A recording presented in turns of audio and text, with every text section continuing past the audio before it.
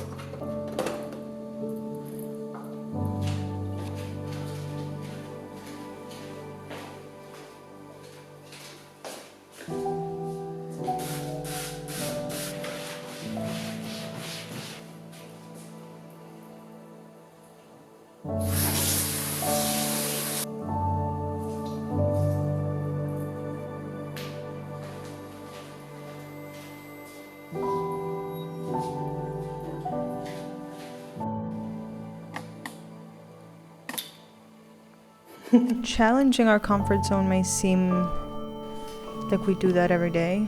Maybe you do. I know I do with certain things. But when it comes to painting, I like to do some dark scenes. And within those dark scenes, there are a lot of different things that I need to learn to do. Say anatomy, composition, color. But a lot of the things that I do, I like to have a very long process of planification. I love to plan it, I want to get it right, and then I prepare the canvas myself.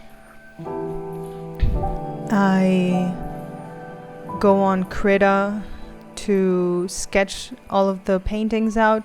Maybe I'll do a few sketches on a small board with canvas to see how it goes, maybe see how it feels to paint it. And sometimes I'll be like, I don't think I like the way this is turning out. Maybe I'll change something. Maybe it's the colors that I'm applying. I'm like, okay, I'll try something different.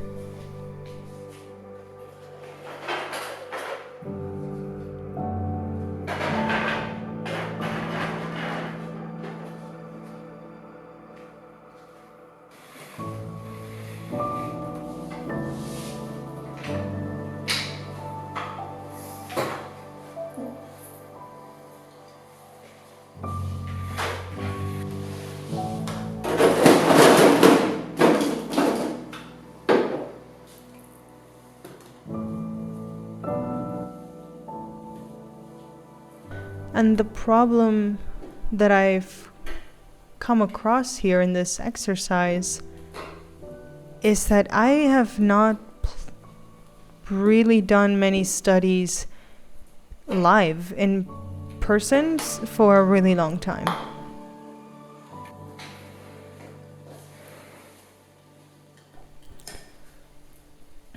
When we did what do you call them, studies of humans, like human anatomy, we had a model in the studio for our classes and we'd paint those. I wasn't that bad at it, I was pretty decent, and it got a lot easier and I was really getting the hang of it. Not in a super academic way, but I was getting the hang of it basically.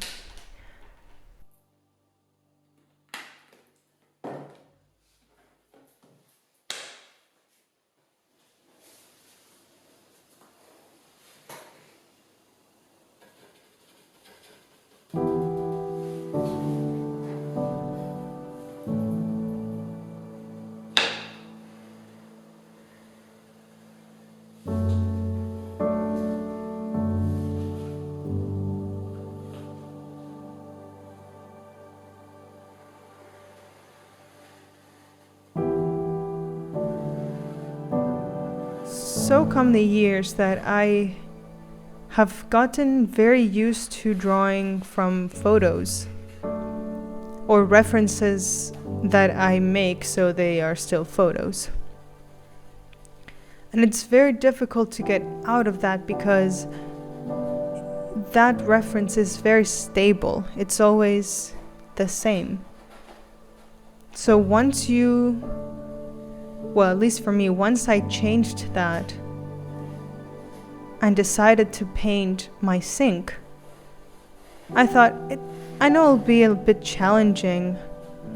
I also haven't painted too regularly as I would have hoped for. I've been dealing with other projects, other things that have not been like this, and it's not a subject that I'm used to. I have never drawn a sink in my life.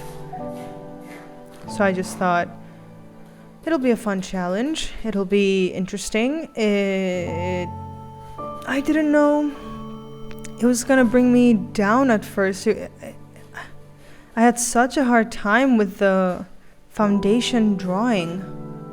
That base drawing or sketch of the paint, you know, that you probably have seen now, how wrong everything is and how frustrating it could be to watch, because it is for me. And obviously I take this now, well, even while doing it, I was like, okay, this is just part of the learning process. Just keep pushing, do what you can. When it's over, you'll see what you did wrong, even though you're seeing it now. You'll see it with different eyes, post-painting eyes.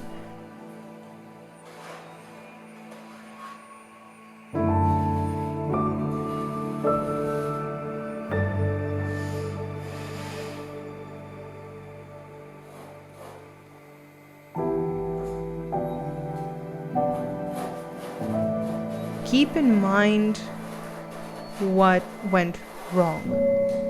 And what went wrong were the values. I know that. I know the perspective was wrong as well. Composition could have probably gotten better as well.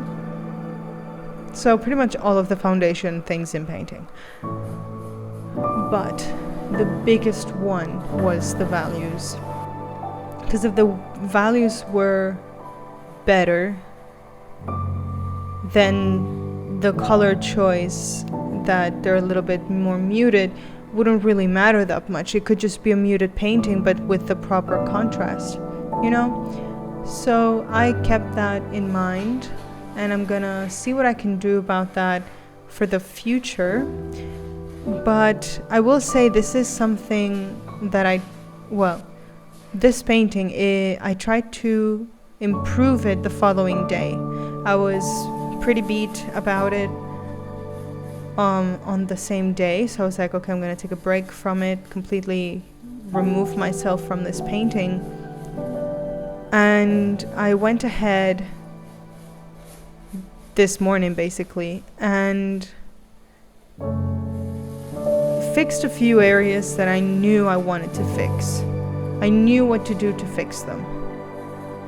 And I pretty much did. And then I saw their issues. I was like, oh, damn it. I didn't look at this properly. I forgot to observe, which apparently happens.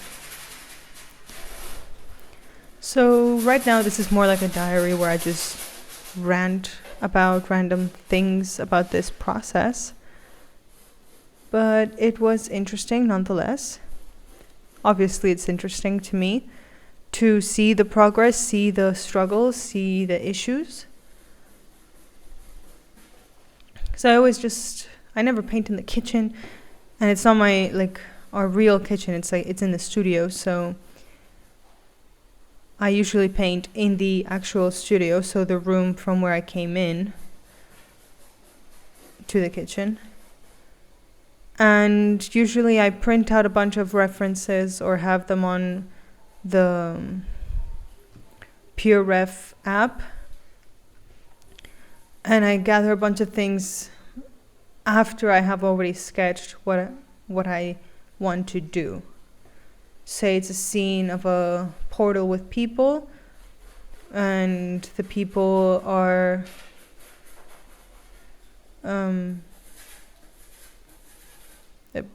sorry about this, but the people are hung from whatever with threads going through the portal, for example, then I want to know what that would look like. I want to know more or less the physics of that so that it feels more real and grounded being in this alternative dark world.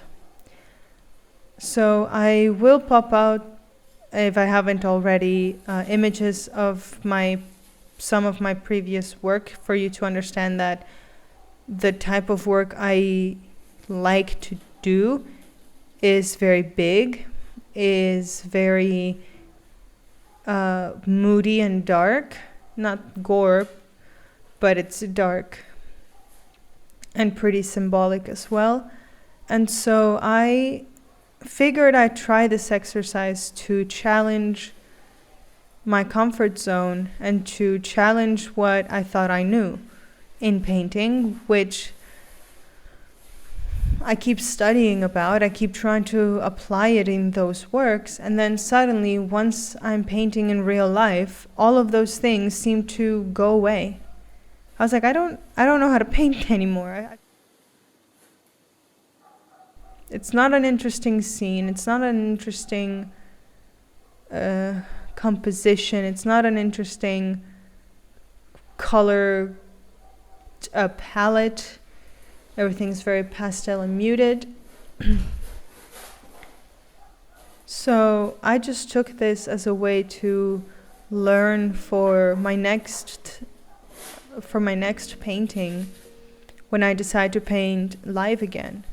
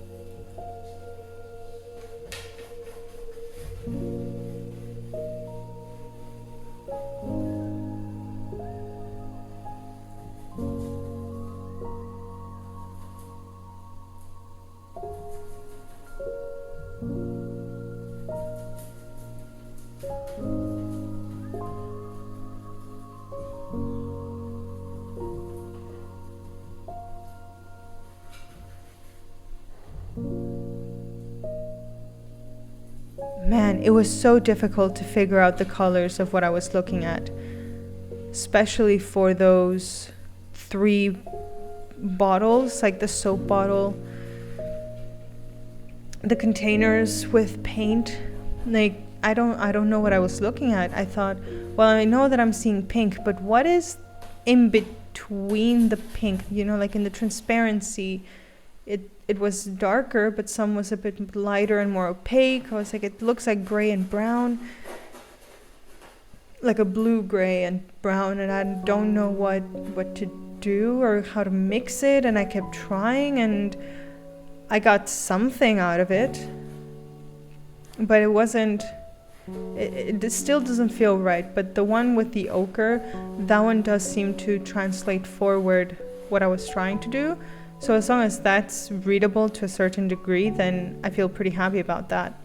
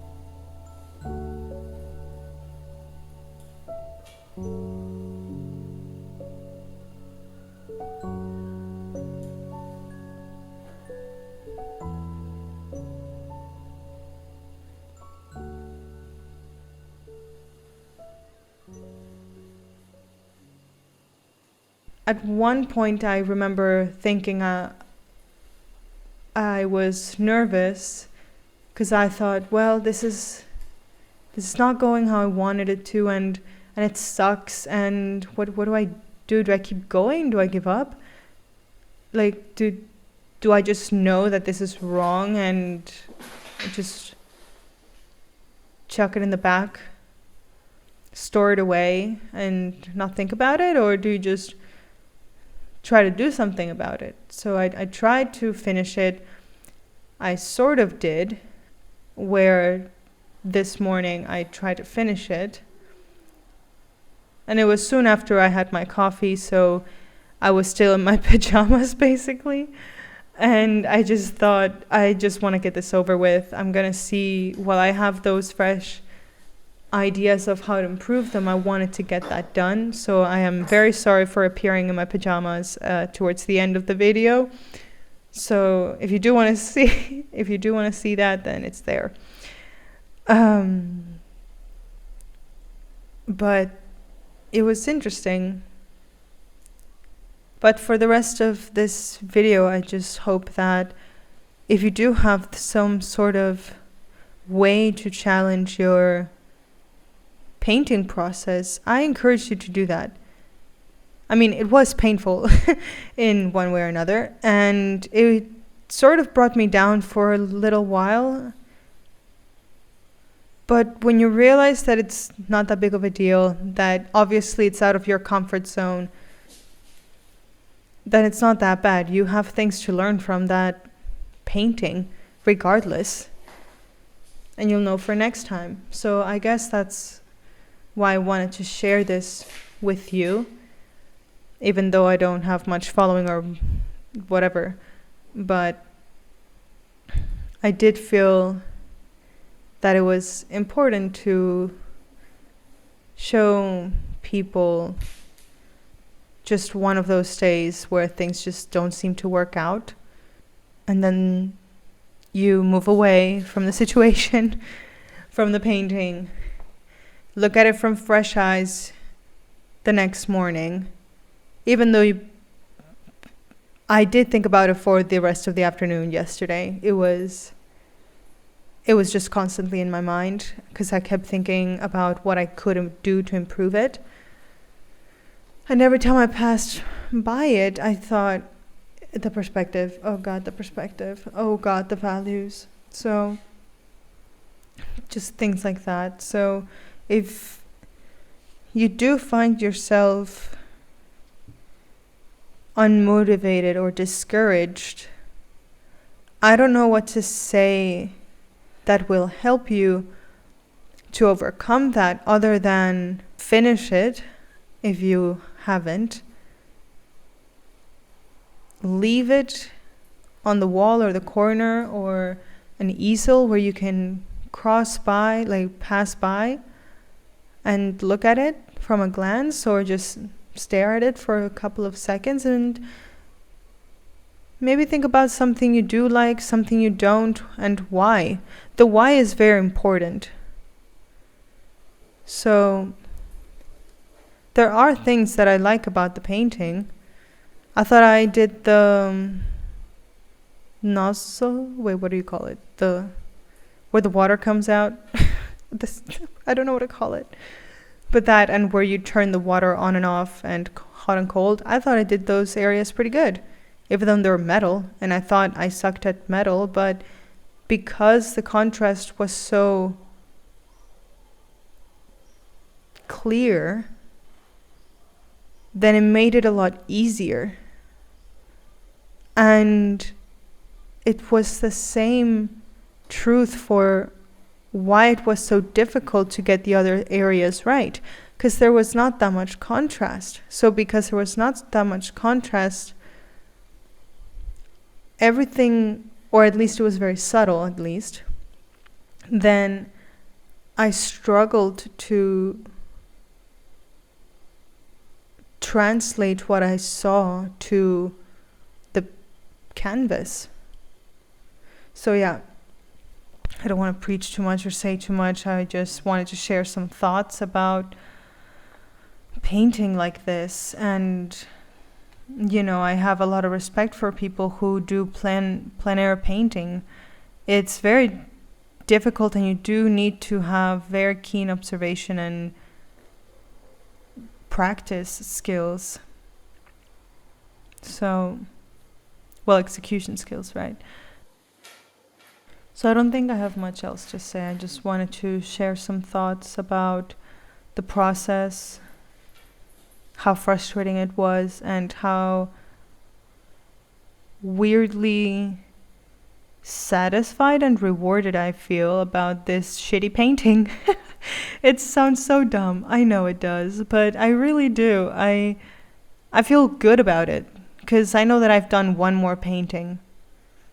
I know that I've done something more to be able to improve, and sadly this is the proof of it. But hey, anything to get better. So here we are.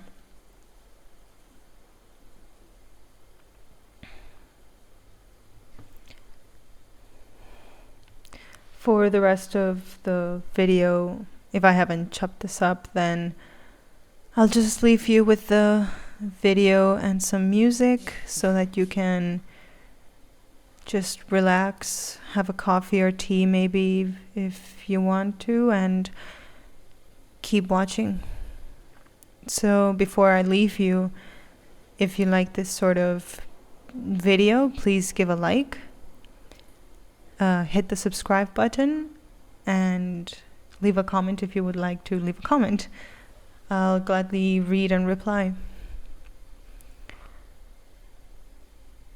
So thank you so much, and I'll see you in the next one. Happy painting.